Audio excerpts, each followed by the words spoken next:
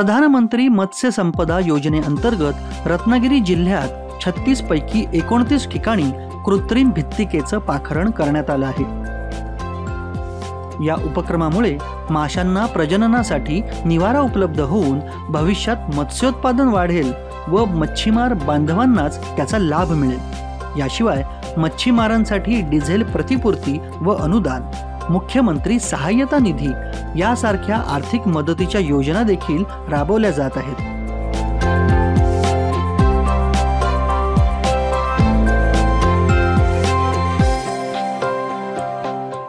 अंजर्ले खाडीवर बांधलेल्या विशाल ग्रोयांस बंधाऱ्यामुळे खाडीच्या गाळात होड्या अडकून होणारे अपघात सुद्धा थांबले आहेत।